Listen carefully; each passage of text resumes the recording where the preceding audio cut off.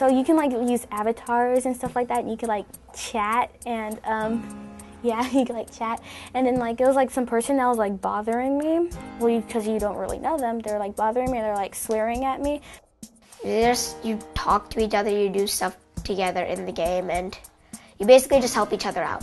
That's what it is. Because I have like 700 MySpace friends and I don't know 700 people, so like. The internet is everyone in the world, so that story can get twisted a million ways. It's the internet, you know? It's like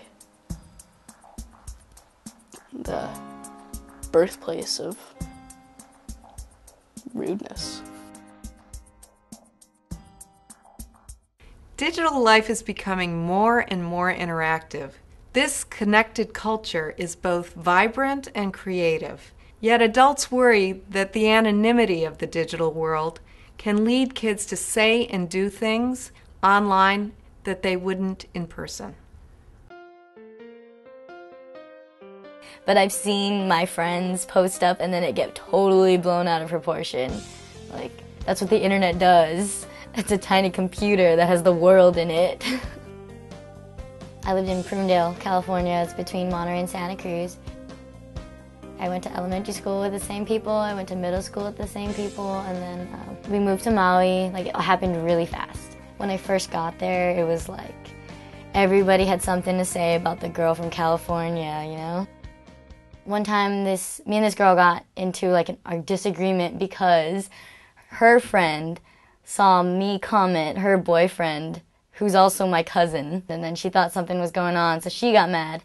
And then her friend started like harassing me on MySpace, and it's really like, it's idiotic and stupid. But basically what they did was they would post bulletins, and people would tell me, oh, check this bulletin, blah, blah, blah. And so you go look, and then you're like all hurt. I was mad. I was so mad just that like somebody would stoop that low and not actually call me out to my face. Because for me, if somebody says something like that, that can be interpreted to be different people, I can't really respond. Because then if I respond, and then she can just say, I wasn't even talking about you, stop being so self-centered. MySpace becomes like a portal for people to talk behind your back in your face. But then at school, she'd see me and she'd be nice. It's like, okay, I don't understand, you're this one person on MySpace and then you're another person in person. I've had that awkward moment where you walk into a room and everyone's talking about you. Eventually, after a while, I just kind of called her on it. I was like, what is your problem? What I did was I replied to her bulletin, because like, you post a bulletin and at the bottom there's a reply button. Like, well, thank you to all my friends who've been good friends, and who don't post this kind of stuff about me, and who don't do this and don't do this. She explained, oh, well, you're messing around with so-and-so's boyfriend, and I'm like, that's my cousin. It didn't really come to a definite end. She called me out, and then didn't show up. So that was the end of that. It's all about how you take MySpace. Some people take it too seriously. I try not to, because it's not real. It helped me stay connected to my friends at home. Like when I moved, that was the hardest thing for me, because like I felt like, oh my God, I finally like figured out this whole school thing and the whole friends thing, and then off I go to go figure out something new. And if I didn't have my friends then, I probably wouldn't have made it. Like I was miserable. So like knowing that I had friends who actually cared and weren't just there to, make fun of me and stuff, it was nice. Like people can use it to connect with people from far away, but they can also connect with people in a bad way.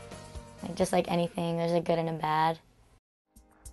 The anonymity of the internet can provide a kid a dose of digital courage, but it can also prevent them from feeling empathy and compassion. So here's some key advice for parents and teachers as you guide kids through this 24/7 connected culture. Ask kids to show you the online communities in which they participate. Which social networks, virtual worlds, online forums, gaming communities do they take part in? What do they do in them? Who are their friends? Teach them that the golden rule applies online as well as offline. Encourage them to be kind and respectful and to treat others as they would like to be treated. Talk to your kids about what to do if they're harassed or bullied. What they shouldn't do is delete messages, respond, or retaliate.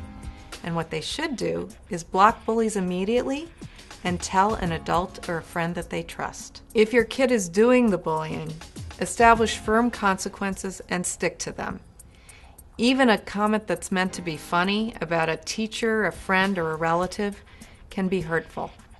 Tell kids that they can create positive online communities.